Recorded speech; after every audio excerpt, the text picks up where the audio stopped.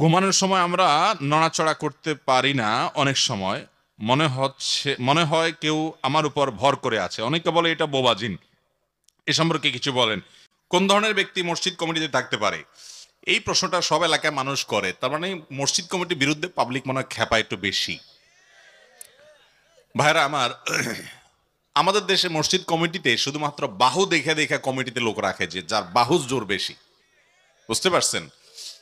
আমি একবার অনেক আগে 2002-03 সনের দিকে এক মসজিদে, ঢাকার এক মসজিদে আমি দায়িত্ব পালন করছিলাম। তো আমার মসজিদে এমন এক লোকরে সভাপতি বানাইছে তারা, এ আল্লাহর বান্দার নামাজ কালাম বা দিনের অন্যান্য কোনো খোঁজ খবর নাই। তো যে কোনো এক বিষয়ে আমি তাকে বললাম যে আপনি মসজিদ কমিটির সভাপতি হিসেবে আপনার উচিত এই দোয়াটা জানা। ও কমিটির মিটিং হয়েছে, মিটিং শেষে উনি বলছেন, হুজুর এটা দোয়া করে দেন। ওটা একটা অর্ডারের সুরে বলছে। উনি তো জানে না আমি একটু ঝাল মার্কা হুজুর, মানে এসব উল্টাপাল্টা সহ্য করা পাবলিক আমি না। তো আমি বললাম যে আপনি মসজিদের সভাপতি হইছেন, আমারে বলতেছেন দোয়া করে দেন। এই সমস্ত রেডিমেড আর টেডি দোয়া আমার কাছ থেকে আপনি অর্ডার করতেছেন আমার দোয়া করতে। কেন মসজিদ থেকে উঠার দোয়া আপনি জানেন না? উনি খুব অপমানিত হয়েছে। উনি বলছেন না আমি তো জানি না। তো জানেন না আপনি মসজিদের সভাপতি হয়েছেন, এটা বলবেন আপনি যে হুজুর মসজিদ থেকে উঠার দোয়াটা কি শিখাই দেন। আপনি আমার থেকে শিখবেন, শিখে আপনি আমল করবেন। আপনি আমার কন্ট্রাক্টর বানাইছেন কেন? আমার দেশে বেশিরভাগ মানুষ নিজেরা ডাক্তার আর আলেমদেরকে ডিসপেন্সারিওয়ালা বানাইছে। ডাক্তার আর ডিসপেন্সারিওয়ালা পার্থক্য বুঝেন? ডাক্তার প্রেসক্রিপশনে লিখে দেয় এই এই ওষুধ খাবেন, আর ডিসপেন্সারি আলা সেটা দেখে দেখে ওষুধগুলো দিয়ে দেয়। ঠিক না বে ঠিক? তো আপনার অসুখ হয়েছে, বিসুখ হয়েছে, বাপ মারা গেছে, মা মারা গেছে, যে কোনো অসুবিধা আছে, আপনি যে হুজুরে বলছেন হুজুর মিলাদ পড়ে দেন, হুজুর দোয়া করে দেন, হুজুর এটা করে দেন, তার মানে ডিসিশন আপনি দিয়ে দিয়েছেন ডাক্তার। হুজুর শুধু ডিসপেন্সারিওয়ালা এখন শুধু ওষুধ সরবরাহ করবে। হুজুরদেরকে এত ছোট মনে করেন কেন? করোনা দিয়েছিলেন তার কাছে, তার কাছে তো শিখবেন। তখনই আল্লাহর বান্দা খুব চেতে গেছে, রাগ হয়ে গেছে। না আমি আর এই মসজিদে নাই। আমি বললাম আপনি চলে যান, এই মসজিদের ইটা একটা একটা করে কষে সব পড়ে যাবে। একদম এই কথাটাই আমি বলছি, মনে আছে ভাইরা আমার। তো মসজিদে অনেক ভাইরা আমাদের দায়িত্ব পালন করতে আসে। আল্লাহর ঘরের দায়িত্ব পালন করতে আসেন, সদিচ্ছা যদি থাকে তাহলে মোস্ট ওয়েলকাম অবশ্যই। কিন্তু আপনাকে কিছু যোগ্যতা অর্জন করতে হবে। আল্লাহ কোরআনে বলছেন ইন্নামা ইয়ামুরু মাসাজিদাল্লাহি মান আমানা বিল্লাহি ওয়াল ইয়াউমিল আখির।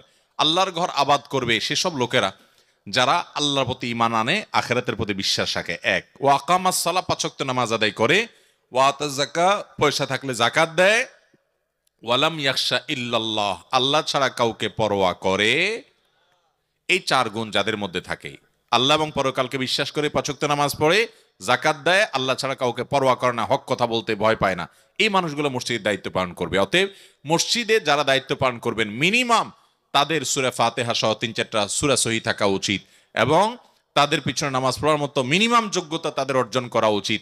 ইমাম সাহেবের ইন্টারভিউ নেওয়া হয় দেশে, মসজিদ কমিটিতে যারা আসবে তাদের ইন্টারভিউ নেওয়া হয় না। পয়সা নেয় না বলেই কি ইন্টারভিউ নিবেন না? আল্লাহর ঘরে খেদমতের জন্য মানে মিনিমাম যোগ্যতা হিসাবে অন্তত নামাজি এবং দ্বীনের স্পিরিট এবং দ্বীনি চেতনা তার মধ্যে অবশ্যই থাকতে হবে।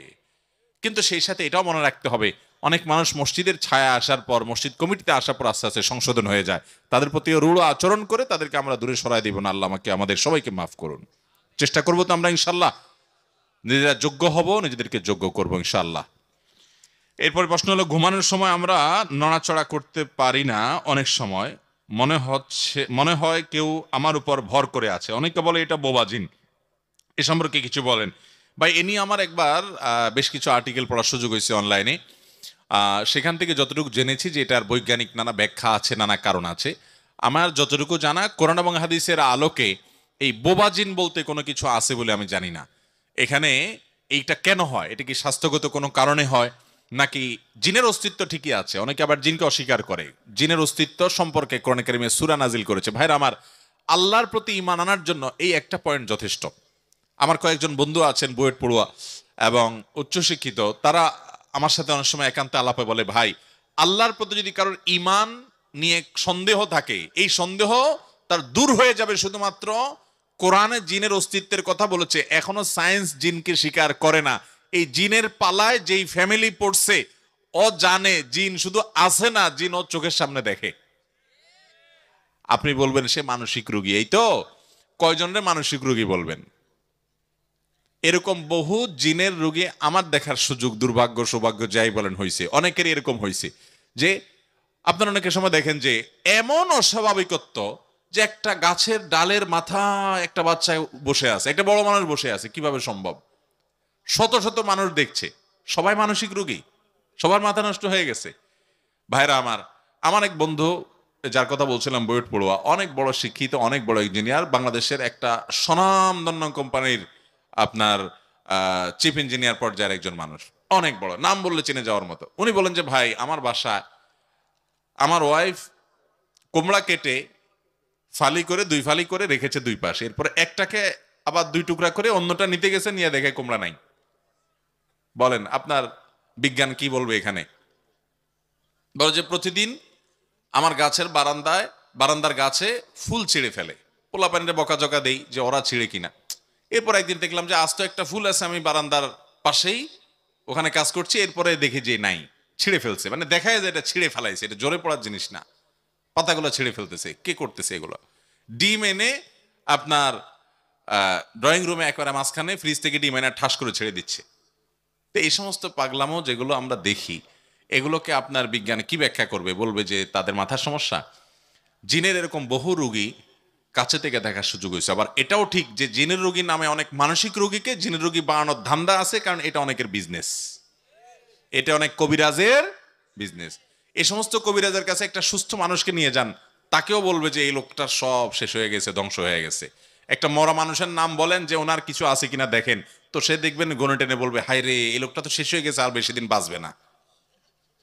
বুঝতে পারছেন আমার কথা? তো এই ভণ্ডামি যেমন হয় সেটা যেমন সত্য, আবার জিনের অস্তিত্বকে অস্বীকার করার মতো মূর্খতাও আরেকটা হতে পারে।